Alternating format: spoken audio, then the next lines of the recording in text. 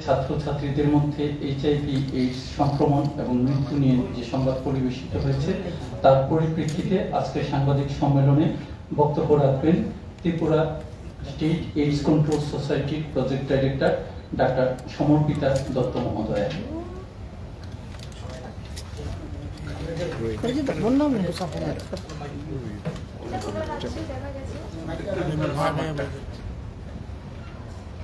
ত্রিপুরা রাজ্যে আমাদের এইচআইভি আজকের নতুন করে ইনফেকশনটি নয়, সেটি 1996 সালের থেকে আমাদের ফার্স্ট কেস যেটা হয়েছিল ত্রিপুরা রাজ্যে, তখন থেকে আজ পর্যন্ত আমাদের এইচআইভি ইনফেকশন চলে যাচ্ছে এবং আমাদের স্টেটে এইচআইভি এইডস কন্ট্রোল প্রোগ্রামটা যেটা রয়েছে সেটাও রান করছে 1999 সাল থেকে। তো দেখা গেছে যে আমাদের ওভারঅল যে সংখ্যাটা সেটা তো রয়েছেই, তার মধ্যে দেখা গেছে যে যুবকদের মধ্যে বা ছাত্রছাত্রীদের মধ্যে সেটা বেড়ে আছে কেননা তারা বিভিন্ন ধরনের রিস্ক বিহেভিয়ার করেন, হাই রিস্ক নেন, যেরকম ইনজেক্টেবল ড্রাগ ইউজ করেন। তো সেই কারণে ইনজেক্টেবল ড্রাগ ইউজের মাধ্যমে এইচআইভি ইনফেকশনটা ছড়ায় বিভিন্নভাবে। তো সেই কারণেই দেখা গেছে যে আমাদের রাজ্যে ইনফেকশনটা রয়েছে। আর এই সম্পর্কে বলতে চাইবো যে এটা হ্যান্ডেল করার জন্য আমাদের রাজ্যের যে এইডস কন্ট্রোল প্রোগ্রামটা চলছে সেটা বিভিন্ন হাই রিস্ক গ্রুপকে টার্গেট করে করছে। আর আমরা পুরো ন্যাশনাল এইডস কন্ট্রোল অর্গানাইজেশনের স্ট্র্যাটেজিকে মেনে আমরা এই প্রোগ্রামটা চালাচ্ছি। আর বিভিন্ন স্ট্র্যাটেজি বিভিন্ন হাই রিস্ক গ্রুপকে টার্গেট করছে, তাদেরকে স্ক্রিনিং করছে, তাদের জন্য ট্রিটমেন্ট দিচ্ছে। আর ট্রিটমেন্টটা সম্পূর্ণভাবে ফ্রি অফ কস্ট দেওয়া হচ্ছে আমাদের ন্যাশনাল এইডস কন্ট্রোল প্রোগ্রামের তরফ থেকে। তাছাড়া বলতে চাইবো যে যেহেতু ইনফেকশনটা বাড়ছে, আমরা কিভাবে সেটাকে কন্ট্রোল করতে পারি বা কিভাবে সেটাকে প্রিভেন্ট করতে পারি। প্রিভেন্ট করার জন্য আমরা বিভিন্নভাবে অ্যাওয়ারনেস ক্যাম্পেইন বা সেন্সিটাইজেশন প্রোগ্রামগুলো করছি। তাছাড়া যারা হাই রিস্ক গ্রুপ রয়েছেন তাদের মধ্যে আমরা স্ক্রিনিং করছি বিভিন্নভাবে। আর স্ক্রিনিং করার পরিপ্রেক্ষিতে আমরা যাদেরকে পজিটিভ পাচ্ছি তাদের মধ্যে তাদেরকে আমরা রেজিস্ট্রেশন করছি। আমাদের রাজ্যে এখন অবধি 154টার মতন সেন্টার রয়েছে যেখানে কাউন্সিলিং এবং টেস্টিং হয় এইচআইভি রিলেটেড। তো শুধুমাত্র স্টুডেন্টসদের মধ্যেই নয়, আমরা বিভিন্ন ক্যাটাগরি অফ পেশেন্ট বা বিভিন্ন মানুষেরা যারা নিজেদের স্ক্রিনিং করাতে চান তারা এই সেন্টারগুলোতে গিয়ে স্ক্রিনিং করাতে পারেন। স্ক্রিনিং করিয়ে যদি কোনো পজিটিভ আসেন তাহলে তাদেরকে আমরা অপরচুনিটি দিই, মানে তারা রেজিস্ট্রেশন করেন সেই সেন্টারগুলোতে। রেজিস্ট্রেশন করার পরে তাদের ট্রিটমেন্ট রেজিমেন্টটা শুরু হয়। তো এইচআইভি আমরা সবাই জানি যে সেটা কমন সাধারণ রোগের মতন ওয়াটার বর্ন বা এয়ার বর্ন মাধ্যমে ছড়ায় না, সেটি কিছু স্পেশাল সার্কামস্ট্যান্সেস আছে তাতে ছড়ায়, যেমন কি গর্ভবতী মায়ের থেকে শিশুদের মধ্যে বা আপনার ইনফেক্টেড ব্লাড যদি ট্রান্সফিউজ করা হয় তখন ছড়ায়। তো আর আপনার এই যে ইনজেক্টেবল ড্রাগ ইউজের মধ্যে যে শেয়ারিং অফ নিডলসগুলো হয়, স্টুডেন্টসরা দেখা যায় বা অনেক ক্ষেত্রে যুবকরা দেখা যায় যে নিডল শেয়ার করছে। তো এই শেয়ারিং অফ নিডলের কারণে ইনফেকশনটা একজন থেকে আরেকজনের মধ্যে ছড়াতে পারে। এই পরিপ্রেক্ষিতে আমাদের সোসাইটি মোটামুটি 14টি ডিপার্টমেন্টের সাথে কোলাবোরেশনে কাজ করছে। যেমন আমরা অলরেডি জানি যে এইচআইভি এমন একটি ইনফেকশন হয় যে শুধু আমরা মেডিকেলি আমরা এটাকে ঠিক করতে পারবো, এটার মধ্যে অনেক ক্ষেত্রে সোশ্যাল স্টিগমাও জড়িত রয়েছে। তো সোশ্যাল স্টিগমা যাতে না হয় বা বিভিন্ন লোকেদের যাতে ডিসক্রিমিনেশন না হয় তার জন্য আমরা 14টি ডিপার্টমেন্টের সাথে এগ্রিমেন্ট সাইন করে আমরা কাজ করছি, যেরকম কি সোশ্যাল ওয়েলফেয়ার ডিপার্টমেন্ট বা narcotics and drug control department, তাদের সাথে আমরা কাজ করে থাকছি। আর তাছাড়া আমাদের আরো সুবিধা রয়েছে, যেমন আরটিআই এসটিআই ক্লিনিক রয়েছে যেখানেও স্ক্রিনিং হচ্ছে বিভিন্ন রোগীদের। তো সেইগুলো আমরা সার্ভিস দিচ্ছি এবং যারাই পজিটিভ হচ্ছে তাদেরকে আমরা ট্রিটমেন্টে আনছি। এইচআইভির মধ্যে মূলত পুরুষ এবং মহিলাদের সংখ্যার পরিমাণটা কত, মানে পুরুষ সংখ্যা বেশি নাকি মহিলাদের? এই এক্সাক্ট ডাটাটা আমি আপনাদেরকে দিয়ে দেবো। আমাদের অ্যানালিসিস করা আছে, আমাদের পোর্টালে অলরেডি ডেইলি আপলোড হয়, তো ওইটা আমি ম্যাডাম একটা প্রশ্ন হলো ম্যাডাম, 2017 মানে 17-18 বছর ধরে পড়ুয়াদের মধ্যে ইনফেকশন যেমন বাড়ছে তেমনি মৃত্যুর সংখ্যাও বাড়ছে।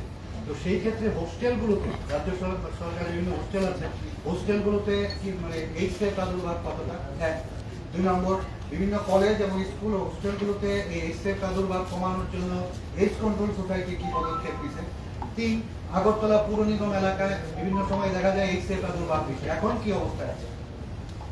হ্যাঁ, যেহেতু যুবক যুবতীদের মধ্যে হয়, সেটা আমরা যখনই ডিটেক্ট করে থাকি আমরা তাদেরকে রেজিস্ট্রেশন করি, কিন্তু রেজিস্ট্রেশন করার সময় আমরা তারা কোন অর্গানাইজেশন বা কোন ইনস্টিটিউট থেকে আসছেন সেই ডাটাটা আমরা ডিসক্লোজ করি না, বা সেটা অনেক সময় তারাও হয়তো ডিসক্লোজ করতে চাইবেন না, কিন্তু তাদেরকে আমরা একটা খুবই কনফিডেন্সিয়ালিটি মেনটেন করে তাদের ইনফরমেশনটা আমাদের রাখতে হয়, কেননা এটা এইডস অ্যাক্ট, এইচআইভি এইডস অ্যাক্টের আওতায় আসে, যেটার মধ্যে পেশেন্ট কনফিডেন্সিয়ালিটিটা মেনটেন করা আমাদের দায়িত্বে পড়ে। আর তাছাড়া আপনি বলছিলেন আপনার সেকেন্ড প্রশ্নটা কি? হোস্টেলগুলোতে কোনো আক্রান্ত আছে কিনা? আমি কোনো হোস্টেল নাম বলার দরকার নেই, হোস্টেলগুলোতে আক্রান্ত আছে কিনা সেই ধরনের ইনফরমেশন আমাদের কাছে নেই। আর আগরতলা শহরে পুর নিগম এলাকায় একবার বলা হয়েছিল, তথ্য দেওয়া হয়েছিল এইডস কন্ট্রোল সোসাইটি থেকে, তো সেই ক্ষেত্রে পুর নিগম এলাকায় কিরকম সংক্রমণ? হ্যাঁ, আমরা যদি স্টেট ডাটা দেখি তাহলে আমাদের ওয়েস্ট ডিস্ট্রিক্ট, ওভারঅল ওয়েস্ট ডিস্ট্রিক্টে ডাটা মানে এইচআইভি প্রিভ্যালেন্সটা বেশি রয়েছে। ম্যাডাম একটু দাদা শোনা আমি শুনতে নিচ্ছি একটু ক্লিয়ারলি কোন তো আমাদের রাজ্যে ওই কোন স্কুলের নাম বলতে হবে না, কয়টা স্কুল এফেক্টেড আর কতজন স্টুডেন্ট এই ডাটাটা মানে আমাদের রাজ্যে বর্তমানে স্ট্যাটাসটা কি, মানে কয়টা স্কুলে এইচআইভি মানে সংক্রমণ রয়েছে এবং কতজন স্টুডেন্ট সংক্রমিত বর্তমানে? আমাদের রাজ্যে আপাতত 220টা স্কুলের মধ্যে আমরা মানে ইনফেকশন পেয়েছি, এবং স্টুডেন্ট নাম্বার অফ স্টুডেন্ট তো আমরা বললামই, যেমন 828 জন আমাদের কিউমুলেটিভ মানে ওভার দ্য ইয়ার্স আমাদের 828 জন পজিটিভ রয়েছে। কিন্তু যেহেতু আমরা বলছি তারা যখন রেজিস্ট্রেশন করেছিলেন তখন স্টুডেন্ট হিসেবে রেজিস্ট্রেশন করেছিলেন, তাই এখন হয়তো অনেকেই স্টুডেন্ট নাও থাকতে পারেন। আপনাদের প্রাথমিক অ্যানালাইসিসে কি কেন তাদের মানে এফেক্টেড হওয়ার পিছনে কারণটা কি, স্টুডেন্টের ক্ষেত্রে সংক্রমণটা বেশি কেন হচ্ছে, আপনাদের প্রাথমিক ইয়েটা কি? সেটাই বলছিলাম যে তারা হয়তো কোনো হাই রিস্ক বিহেভিয়ার প্র্যাকটিস করছেন, যেমন কি ইনজেকশন মানে সেরা পথে মাদক নেওয়া, সেই রকম ধরনের কোনো হাই রিস্ক বিহেভিয়ার করছেন। আমাদের এইচআইভি এইডস ছড়ানোর মাধ্যমটি আমি আপনাদেরকে তুলে ধরলাম, তো ওই ধরনের কোনো হাই রিস্ক বিহেভিয়ারের মধ্যে যদি তারা ইনভলভ থাকেন তখনই ইনফেকশনটা ছড়ায়। প্রতি মাসে বা প্রতি বছর গড়ে কতজন করে আক্রান্ত হচ্ছে? যদি বছরের ডাটা থাকে বছরের ডাটা ফাইন, মাসের ডাটা যদি থাকে প্রতি মাসে কতজন করে আক্রান্ত হচ্ছে? ধরেন 1,500-এর মতন আমরা আক্রান্ত পাচ্ছি বছরে।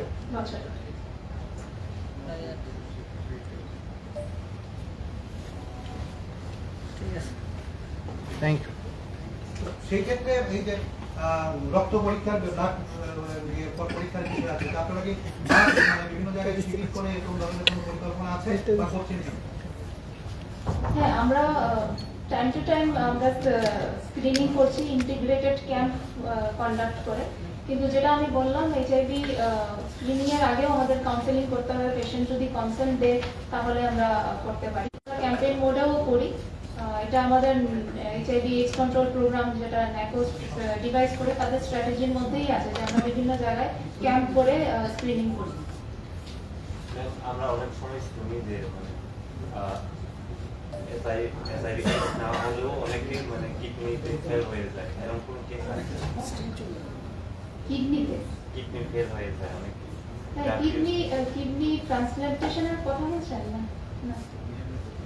যদি কেউ ড্রাগস ইউজ করে বা এসআইভি এইডস না হলেও মানে তার মানে কিডনিটা ফেল হয়ে যায় এরকম? হ্যাঁ, ড্রাগস, কিছু নার্কোটিক ড্রাগস আছে যেগুলা অনেক লোকেরা নেয়, সেটা আফটার এফেক্টসে কিডনিও এফেক্ট হতে পারে, তো সেটার সঙ্গে এইচআইভি রিলেটেড নাও হতে পারে, তার মধ্যে এইচআইভি ইনফেকশন নাও হতে পারে, কিন্তু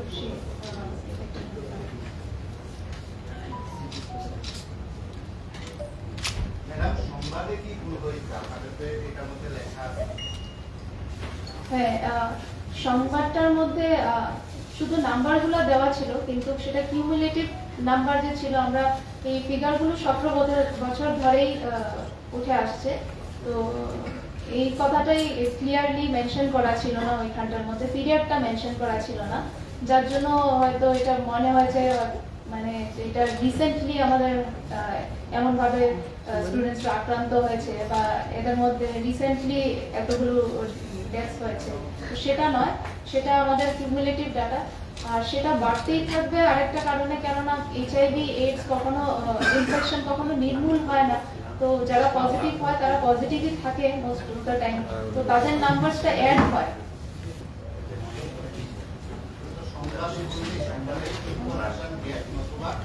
আপনারা যে মানসিকতা দৃষ্টিভঙ্গিতে সংবাদটা চেয়েছেন, সংবাদ মাধ্যম সেটা করে হ্যাঁ, সংবাদ না, নাম্বারগুলো ঠিক আছে, কিন্তু নাম্বারের একটা একটু ইনকমপ্লিট আছে। আমি আপনাকে বলছি যে তথ্যগত উল্লেখ করে অধিকাংশ সংবাদ মাধ্যম আমি যতটুকু দেখলাম, অধিকাংশ সংবাদ মাধ্যম নির্দিষ্ট করে হ্যাঁ, সংবাদগুলো না সংবাদ এবং এটা আপনাদের সৈনিক একটা প্রেস রিলিজ দিয়েছেন, একটা সরকারি প্রেস রিলিজ দিয়ে এমন করে পারে আমার একটা প্রেস রিলিজ কি সরকারি প্রেস রিলিজ হতে পারে? প্রেস রিলিজ তো আমরা দেখে দিয়েছেন এটা আপনাদেরকে একটা ইনফরমেশন চাওয়া হয়েছিল, তাই দেওয়া হয়েছে। এখন কি করে বুঝবেন এটা না না, এটা যে গভর্নমেন্ট দিয়েছে আমরা কি করে না, মানে এটা আমরা আইসিএ ডিপার্টমেন্টের কাছে পাঠিয়েছি, উইথ প্রপার মানে থ্রু প্রপার চ্যানেল আমরা পাঠিয়েছি। এবার আপনি যদি কালকে অস্বীকার করেন আমরা কি করবো?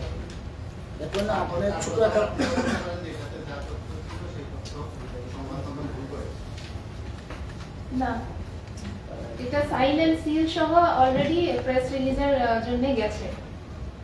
প্রথমত সংবাদ মাধ্যম তার তথ্যগত হয়তোবা দিয়েছে বা যে মানে সংবাদটা আপনাকে বললেন সংবাদ তো ভুল পাইনি।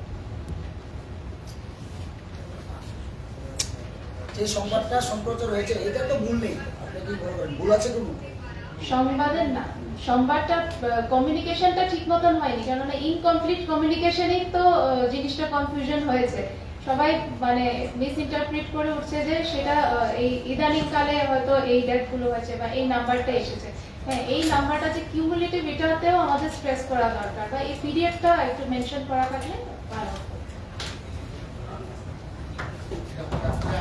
সাংবাদিক সম্মেলন আলোচনা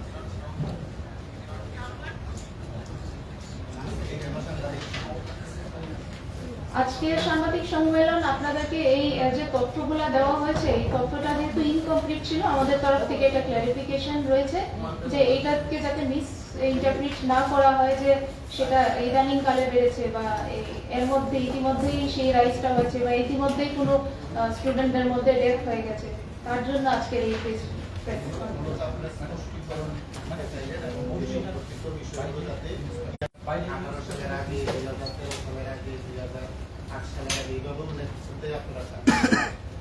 হ্যাঁ, তো কবে থেকে এই ফিগারটা এসছে সেটা, আর যেহেতু এটা বহিরাজ্যে মানে গেছে, বহিরাজ্যের মিডিয়া চ্যানেলে বা মিডিয়ার থ্রুতেও এটা প্রচার হয়েছে, তাই আমরা একটা ক্লারিফিকেশন আপনাদের তরফে আবার আমাদের সোসাইটিকে দিতে চাই। সংবাদ বললে সংবাদের ইনফরমেশন যে ইনফরমেশন থাকা উচিত ছিল, ভারত তো সংবাদ বলল না, সংবাদ মাধ্যম তার দায়িত্ব যথারীতি পালন করে। সংবাদের নাম্বারটা ঠিক ছিল, আমি আবারও করে বলছি, সংবাদের নাম্বারটা ঠিক ছিল, কিন্তু পিরিয়ডটা মেনশন না থাকায় সেটা একটু মিস ইন্টারপ্রিটেশন হয়েছে, বা সেটা হয়তো মানে আমাদের রাজ্যে বা বিভিন্ন রাজ্যে বহিরাজ্যে সেই জিনিসটাকে নিয়ে হয়তো একটু কেওস সৃষ্টি হয়েছে। Thank you.